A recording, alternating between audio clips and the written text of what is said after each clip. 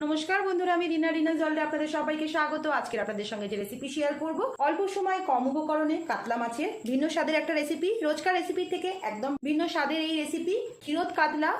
গরম ভাতের সঙ্গে এই রেসিপি ঘরোয়া অনুষ্ঠানে বা যে কোনো দিন বানিয়ে ফেলতে পারবেন। ভাত বা পোলাও সবকিছুর সঙ্গে দারুণ স্বাদের হবে ক্ষীরোদ কাতলা। রেসিপির ভিডিওটা দেখে নিন, আশা রাখছি ভিডিওটা দেখে আপনাদের ভালো লাগবে। ভিডিওটা দেখে ভালো লেগে থাকলে লাইক কমেন্ট শেয়ার করতে ভুলবেন না। নতুন বন্ধুদের সাবস্ক্রাইব করার জন্য অনুরোধ রইল, পুরাতন বন্ধুদের অনেক ধন্যবাদ পাশে থাকার জন্য। ক্ষীরোদ কাতলা রেসিপির ভিডিওটা দেখে নিন।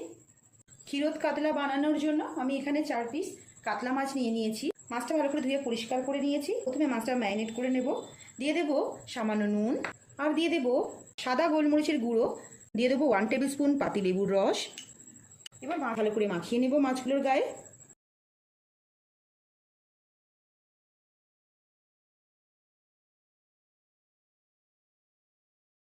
এবার একটা কড়াইতে 3 টেবিল স্পুন রিফাইন্ড অয়েল বা সাদা তেল ভালো করে গরম করে নিয়েছি।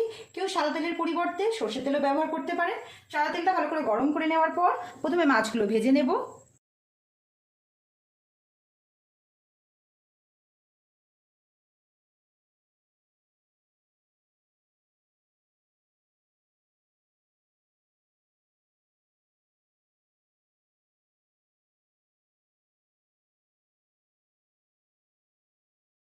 এখানে মাছগুলোকে কড়া করে ভাজবো না, একটু লালচে রং ধরলে মাছগুলো তুলে নেব।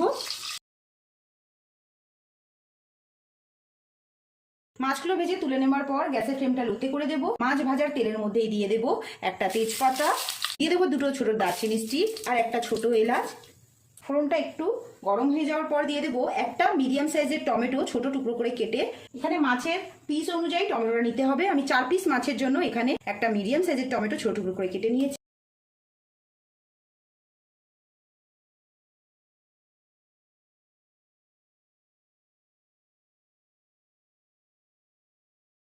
টমেটোটা একটু নরম হওয়ার জন্য দিয়ে দেবো স্বাদ অনুসারে নুন, দিয়ে দেবো 1 টেবিল স্পুন আদা রসুনের পেস্ট। আদা রসুনের পেস্টটা দিয়ে ভালো করে নেড়ে চেড়ে নেবো। মশলাটা ভালো করে কষিয়ে নেব।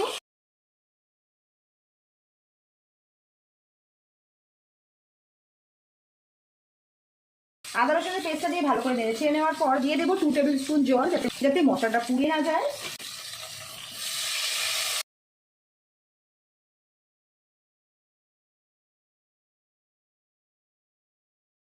জলটা দিয়ে নেড়ে চেড়ে নেওয়ার পর এবার দিয়ে দেবো দুধ আর ময়দার মিশ্রণটা। এখানে আমি 1 কাপ দুধ আর 2 টেবিল স্পুন ময়দা ভালো করে গুলিয়ে নিয়েছি, দিয়ে দেবো। গ্যাসের ফ্লেমটা এই সময় লোতে রাখতে হবে। যতগুলো মাছ বানাতে চাইছেন সেই হিসাবে দুধ আর ময়দার মিশ্রণটা নিতে হবে। দুধ আর ময়দার মিশ্রণটা দিয়ে ভালো করে নেড়ে চেড়ে নেব।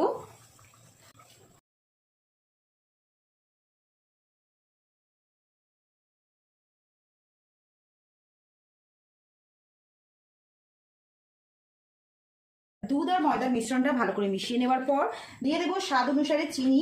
চিনির পরিমাণটা নিজেরা কম বেশি করে নিতে পারেন, যতটা খেতে পছন্দ করবেন সেই হিসাবে নিতে হবে।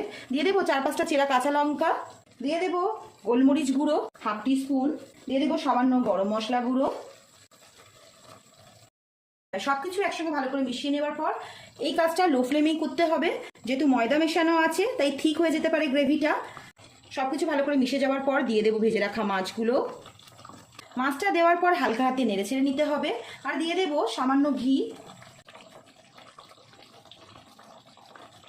এবার ফ্লেমটা একেবারে লোতে রেখে একটা ঢাকা দিয়ে রাখবো 5 মিনিট। তার হাতে গোনা কয়েকটি উপকরণ দিয়ে তৈরি হয়ে যাবে এই দারুণ স্বাদের কাতলা মাছের রেসিপি।